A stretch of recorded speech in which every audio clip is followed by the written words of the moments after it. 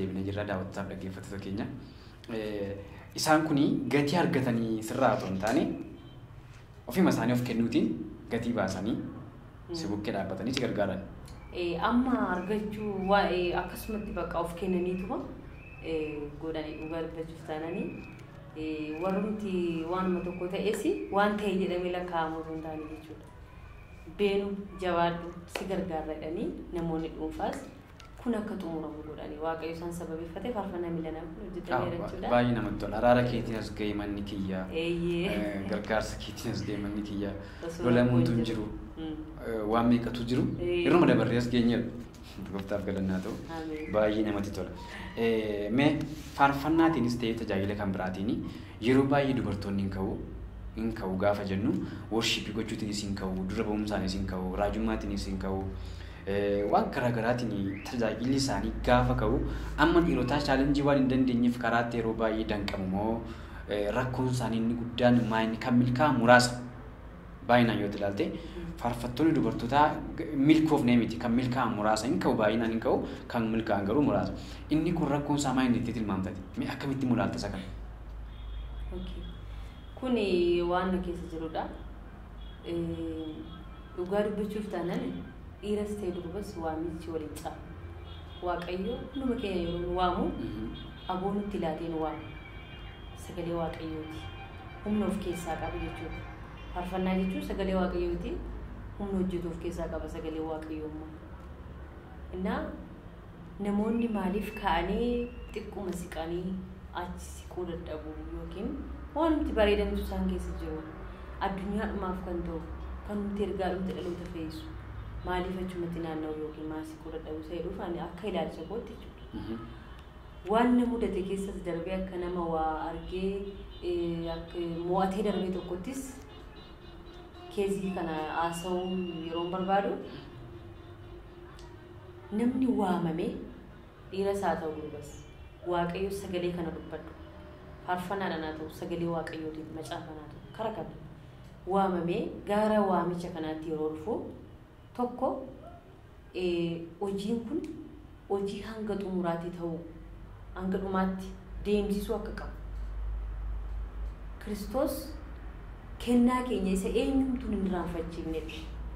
Kiristoos manni nuu kenname kennaa isa guddaa kana nu irraanfachiisu gaa'illi nuu kenname Kiristoos isa nuu kenname kana nu irraanfachiisuu hin danda'u.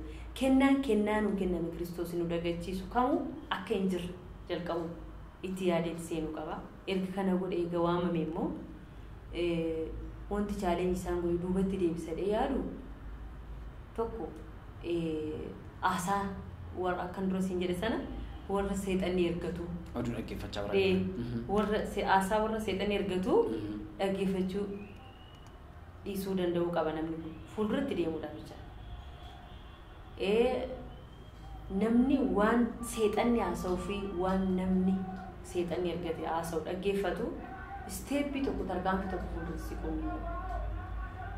Namni fuulduratti siquudhaaf maal gochuu qaba? Waan namni haasa'us namni dadhabbii ati qabdu duraa kaasee waa haasa'uu danda'a. Dadhabbii dhumaatiin hin qabne immoo maqaballeessiidhaan akkasii jedhee uumee haasa'uu danda'a. Ati yeroo sana xiinsammuun kee tuqamee bakka asumatti ani dhaabachuun qaba jettee of amansiiftee ammaa qabee innaan ta'u faarfachuun jettee dhaabuu hin qabdu. Waaqayyoon dhaggeeffatee deemuu danda'uu qaba namni tokko jechuudha. Haalota naannoo isaa aadaa isaa yoo ilaale akkan dura sitti hime durba dhiisii dhiirri biyya kana keessaa bahee milkaa'uu hin danda'u naan jedhani yeroon kaasetti hin baasee qoosaa itti fakkaate jechuudha. Angaruu dhiiras ta'e durbas namni waamame tokko namni waaqayyo waame tokko hin milkaa'isa dhu ejjennoodhaan itti deemichaa. Kana si kaasee fi ati akka shawaa lixaatti keessumaa bakka modelistii isaaniiti jechuun hin danda'amu. Maaliif chaalenjii guddaa keessa dabartee dubartoota keessaa faarfannaa kana amma kana hojjechuun kee jalqabaa akka shawaatti gaafa si kaasee godina lixaa manni naannoo shawaa kanaatti yeroo baay'ee maafi kana si kaasa wallagga irraa kaamaa akkasii dhadhama yeroo baay'een kaasu biyyaan kaasanii waan haasa'anii fi si kaasaa jira si galee miti sana gaafa si kaasu hangafummaa qabdaan mati sirrii mana haasaa jira miti sana wajjii wal qabatee hin milkaa'in isaanii sun hin milkaa'in afuun isaanii sun waan natti dhaga'amuuf toora kana qofaa osoo hin taane eessumayyuu gaafa jalqabanii milkaa'uu akka isaan qaban waan barbaaduufi. Namni tokko ayyaana fudhatee gaafa ka'u mana ka'ee istiidiyoo ga'ee manatti deebi'ee as gidduutti ayyaana isaa harcaasaa deemuu akka hin qabneef kan haasaa jira. Milkaa'eedhuma addunyaadhaaf kennuu qaba. Keessa isaa dheebuun jiru tajaajila yoo ta'e tajaajilatti milkaa'uu qaba. Isa jedhu sana wajjin wal qabsiisan. Mee warra milkaa'an keessaa eenyuun dinqifatta? Namoota deddeemanii baay'ee fagaatan akkuma kee kana kan ka'anii eessa yoo ta'an ani kutaa biyyaa sii kaasuun koo fakkeenyummaa gaarii qabda waan ta'eef an sii kaase. Malee biyyoota hiruu barbaadee miti yaadu kosii kana miti. Kanaaf akka kutaa gara keessanitti keessumaa malee naannoo keessanii amantii irratti gatii kaffaluutiin baay'ee amaleeffatame waan hin jirre natti fakkaata. Yeroo darbe kaaseen ture nama gaafadheen ture. Ijoolleen keenya gara sirbaatti sirba dhaga'uutti deebi'uutu hin beekini. Mana barumsaatti amantii kana hordofuunis ni ulfaataa. Gama keenya qaallichaa akkuma sila jette sana isatu baay'ataa toora keenyarraa ammayyuu wayya malee dhimee akka seenaatti kaafama sii galee hin haasaama waan ta'eef. Ati immoo amma akka hangafummaa fudhattee waan jirtuuf namooti afan kuni sitti dhaga'amuun isaanii nafsula milkaa'ina hafuun isaanii jechuudha. Warra darban keessaa wayinuu dinqifattaa isti mee immoo eessa baaduu baaduu nan dinqifadha kan jettu. Walumaa galatti jechuudha. Akkuma walii galaatti jechuudha.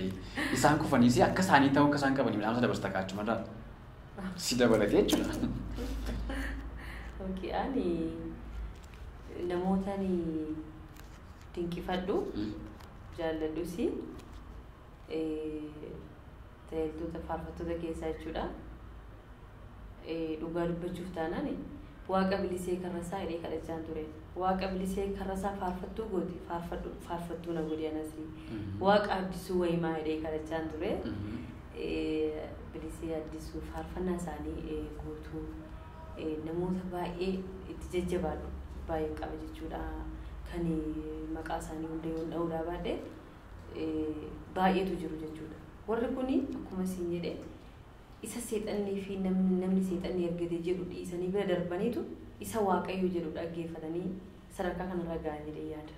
Kanaaf warri jalqabanii maaliif hafanii maaliif dhaaban jettee yoo na gaafatte kanumaaf isa waaqayyo jedhu dhaggeeffachuu dhiisanii isa seexannii jedhu dhaggeeffachuutti waan goranii fi achumatti xumuru jechuudha deemsa isaanii akkas jedhee yaada. Dabalataan kanan sii kaasee hangafummaa kana fixaa gaafa hin deemtan dhaloonni booda keessan jiru bakka keessan bu'aa deemaa sana wajjii wal qabsiisan sii kaasaa jira. Maaliif dhaloonni kuni fakkeenya kan ta'uuf ilaallachaa deemuun gaariidha nama fuula keenya dura jiranii abboonni keenya gatii isaan dhingada baasan kaleessa baatanii har'a keenya jirra. Amma ati akka fakkeenyaatti nama kaafattee nama na guddisee nama natti dhamaya abbaa kee jettee kaastee miti abbaa koo jettee kaastee miti akkuma kana dhaloonni ammaa kuni fakkeenya kan isaan godhatan kan isaan maqaa dhaatan warra har'a jiran kan warra har'aa kun yoo deeman dhaloonni kan booda dhufu immoo teellaa keenyarraa akkuma kana maqaa dhaachaa waan deemaniif hin barbaachisa jedhu dhufan sii kaasee meegaa kana wajjin wal qabsiisne faarfannaaf macaafni qulqulluun akkamitti wal qabatee deemuu qaba jettati. Ani faarfannaan ilaalchi namni faarfannaa irratti qabu jechaadha. Faarfannaa kanan faarfadhuufanii ittiin jiraachuuf yookiin birrii ittiin argachuuf bu'aa tokko wal qabatee osoo hin taane faarfannaan jireenya kooti sagalee waaqayyooti. Namni faarfatu tokko kiristoosiin lallabaa akka jirutti beeku. Kiristoos fayyisaadha, kiristoos jiraataadha jedhee akka dubbachaa jirutti beeka. Faarfannaan maqaan isaa faarfannaa ta'u malee kiristoosiin lallabu. Namni faarfatu tokko kiristoosiin faarfachuu qaba. Kiristoosiin bakka kiristoosumaan faarfachuu qaba jedhee yaada.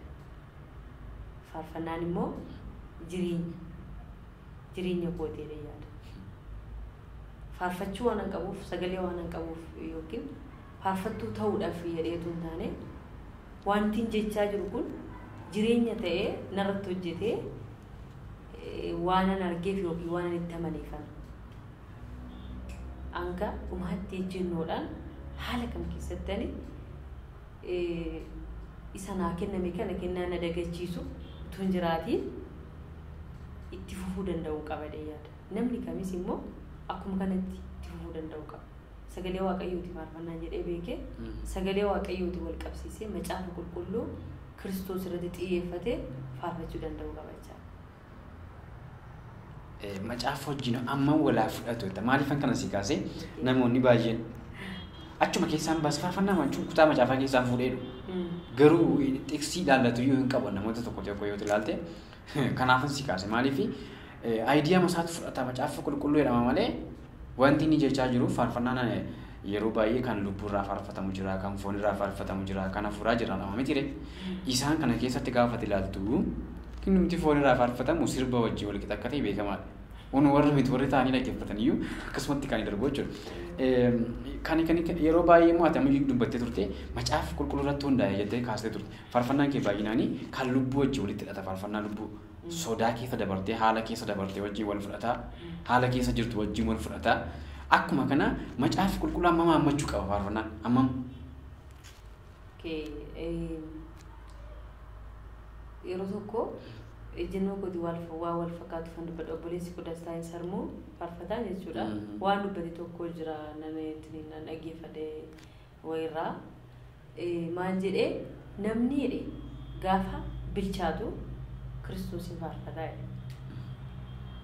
Garuu utuun bilchaatiin immooshinii waan yeroo irratti waan isa mudate gadda isa mudate yoo dhabe dhabasaa wanta yeroodha wal qabate sana faarfataa jedhe. Namni kamuu macaafa qulqulluu Kiristoosin faarfachuu danda'u qaba jecha isaa keessatti jechuudha. Yoo immooshinii faarfanne haalli sun hin darbu. Booda nu dhiisa jechaadha.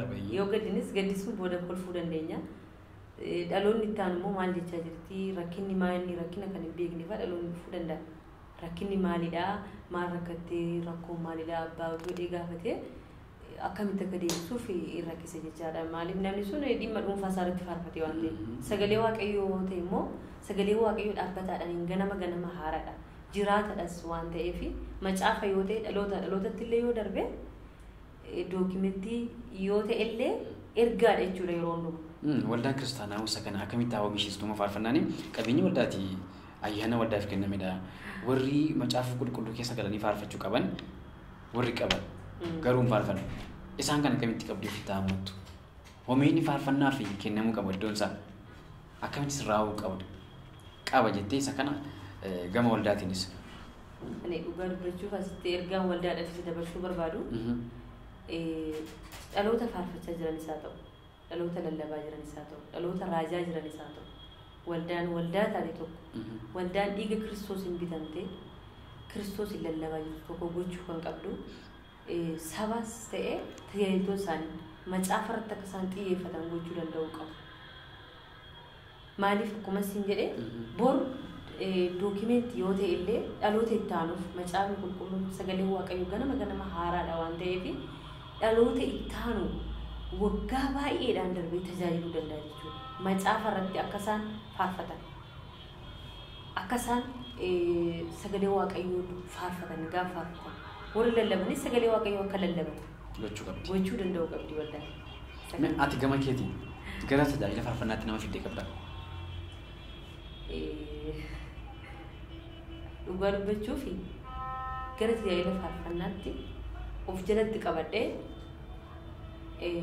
nama tokko irratti hojjedhee ana akka caaluuf boru bakka buusee yoo ndoollee seexan achuma ammas natti jijjiirteetu duute malee hinduuni akka jedhuufi bakka buusee darbuu fedhaan qaban fedha baay'ee guddaan qaba. Namoota faarfatanis waamee natti kan dhiyaatan irratti hojjechuudhaaf yaalii godheera.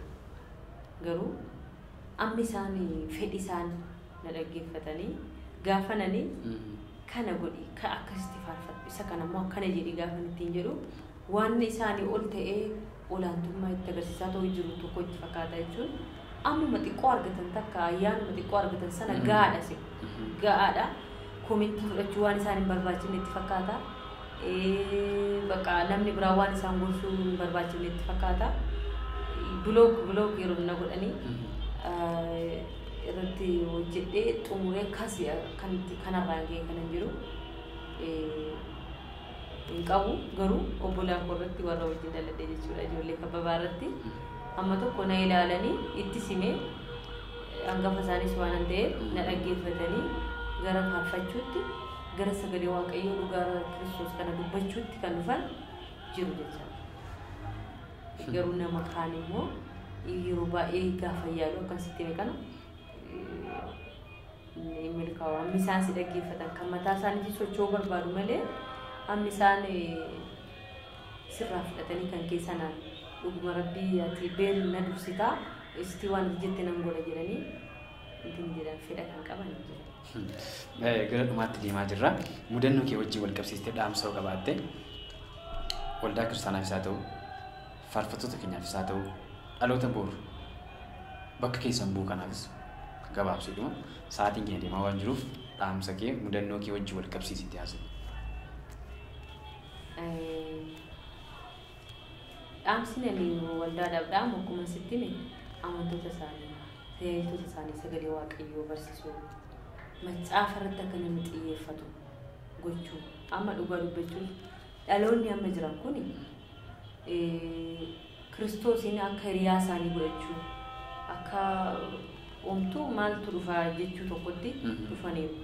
Akka waan keessa garaa baruu wayii tokko. Keessa garaa baruu. Bakka akka garaa baruu wayii sodaa waaqayyoo duraan abbootiin keenya akkamitti sagalee waaqayyoo sodaatanii sodaadhaan gara fuula waaqayyootti dhufanii yoo barbaadan akkana goranii sirbaa asis garagaranii sirbaa asis immoo asitti immoo faarfachaa achi deebi'anii immoo akkuma kanatti borcamaa jira jechuudha. Kun immoo keessiinsa bu'uurumarraa duruma yeroo barsiisan waldaan sagalee waaqayyootiin qabanii barsiisanii gadi teessisanii Yesuus jireenya akka ta'e isaan alatti jireenyi inni kaan kun isaa waan darbuuf itti murtaa'e akka ta'e keessumaa immoo maatiin nama guddisan anammoo wanti abbaan koo keessa koo kaa'e namni Yesuus malee jiraachuu akka hin dandeenyetti ijoollummaanuma qabee wanti inni na keessa kaa'e sun anaa ol ta'e natti dhufin malee Kiristoosiin dhiisee nan jiraadha kan jedhu suni danda'ee sammuu kootutti nama yeroo naaf feeranis waan inni na keessa kaa'e sun anuma keessatti bu'uura ta'e jechuun akka inni irratti hojjete sunitti cime maatiinis ta'e waldaan irratti hojjechuu danda'u qabu jechuudha. Amantuu isaanii tajaajila isaanii irratti sagalee waaqayyoo murteessaa akka ta'e warra sagalee waaqayyoo ala kaatanii faarfatan waan sagalee qabanii dhaggeeffattee amma dhugaa waan jettu maal jechaa jirti maal jechaa jira jetteetuma sagaleen hin bareeda meeshaanis hin bareeda garuu maal jechaa jirti jettee bakka hanga si qaanessutti waan jedhamaa jiru suni kan dhiistu jira jechuudha. Namni kun sammuutti deebi'ee macaafa sagalee waaqayyoo wal qaba. Dubbii jiraata faarfachuu danda'u qaba. Waldaanis akkasitti barsiisuu danda'u qaba jedhee yaada. Mudannoo immoo jireenya keessatti waan baay'eedha kan nama mudatu. Akkuma jedhe sana chaalenjii jiru jajjabaatanii darbuu danda'u. Kana malee carraan biraa jira. Kana malee balballi biraa jira. Kana malee waaqayyo ammas na gargaara ittiin fufaayidanii dhaabbachuu tun taane jabaatanii itti fufuu danda'u qabu jechuudha. Gara dhumaatti mee dhaamsa darbiin jettuudhaan darbii dhumatti deemaa waan jiruuf isuma dhumaa isa dhumaa dhaamsa dhumaati kan jettu hin darbii kan jettuudhaan.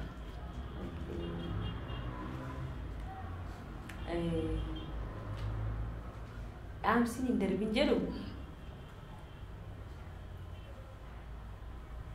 dhaloonni kun Kiristoos malee jireenya kan jiru mana waaqayyooti ba'anii kan jiru akka waan isaan fayyadaniitti ilaalanii irreeganii waan darbu kanarratti xiyyeeffachaa kan jiranii dhugaadha. Kiristoos malee manni keenya galgalaa xumurri keenya jireenyi keenya Yesuus waan ta'eef yaadota isaan hatansan yaadota isaan irratti mo'ansan hunduma keessa of deebisanii fuula waaqayyootti of haa deebisanii Kiristoosii wajjin jireenya isaanii fali. Warri faarfatanis macaafa qulqulluu haa faarfatan, sagalee waaqayyoo haa faarfatan. Warri lallabanis sagalee waaqayyoo dhaloota kanatti haa himan. Kiristoos macaafni kuni dubbifamee dhume jennee kan kutaa alaatti nu baasu miti. Baay'eedha. Isuma barsiisuu hin dandeenya keessa deemnee jechaadha. Kanaaf haa dubbatanii sagalee waaqayyoo irratti bu'uura isaanii haa godhatanii jireenya isaaniis haa godhatanii warri faarfatanis warri lallabanis immoo waan jechaa jiran sana ta'uu danda'an yeedaloo bareedaa dhangalaasuu qofatu hin taane jireenya isaanii wajjin wal qabsiisan jedhu jireenya isaanii irrattis faarfannichas ta'e sagalicha ofirratti deebisanii hojjechuu baay'ee namatti baay'ee ergaa gaariidha. Gaammaastuni faarfannaa keessa duraa irrattis isaan maalattis namoota si gargaaranii akkasumas namoota galateeffachuu qabdu nan galateeffadhaa kan jettu yoo jiraate carraa kanatti fayyadamtee namoota galateeffachuu barbaaddu galateeffattee darbita. Carraa kanatti fayyadamee namni galateeffachuu barbaadu faarfannaa kuduraa irrattis akkuma sitti abbaa koo abbaa amantii wangeelaaf gatii kan kaffalan ana irrattis immoo naaf kadhachaa na guddisa hanga irratti illee na duuba kan jiranii abbaa koo wangeelaaf Farfattuu waaqayyo bara keessan hundumaa lafa jirtanitti jireenya keessan haa eebbisu haadha koo Ikaayidu obbolaa koo hundumaa galatoomaa jechuun hin barbaada. Akkasumas immoo maatii koo abbaa manaa koo Bitaa Wangeelaa Taamiraat Lammii mucaa koo Gatii Taamiraat baay'ee si jaalladha xiyyoo koo galatoomii jiraadhaa jechuun hin barbaada. Namoota na deeggartanii na bukkee dhaabattanii ergaan kun akka xumuramu gootan hundumaa waaqayyo bara keessan jireenya keessan haa eebbisu jechuun barbaada. Baay'ee namatti tola. Ergaan keessan qaqqabeertaanis itti gammadan yaadna. Hojii babbareedaa hojjechaa jirta. Kana caalaas hojii itti dabaltee argama guutuu hojjettee si eebbisuutiin wal arguu dandeenya waaqayyo nu gargaara. Akkuma kanaa viidiyoo haaraa hojjettee ija uummata keenyaatiin gurra uummataatiin ga'uuf akka jirtu abdii guddaa sirraa qabna. Warri humna qaban humna isaanii humnaan si bukkee akka isaan dhaabbatan asumaan si dhaama. Waaqayyo nu gargaara guyyaa tokko deemsee walitti nuuf dabooftaani musitti eegaluus nagaa walitti dhaammachaa daawwattootaaf dhaggeeffattoota keenya turtii nuyi faarfattuu Aster Kababaa wajjin goonee inni har'aa kana fakkaata. Amma dhumaatti nu wajjin mudannoo isaanii ergaa isaanii dhaggeeffachaa waan turtaniif isa kana abdiin qabachaa amma torbee dhuftu immoo keessummaa tokko qabadhe amma isiniif dhiyaadhutti torban nagaa isiniif haa ta'u.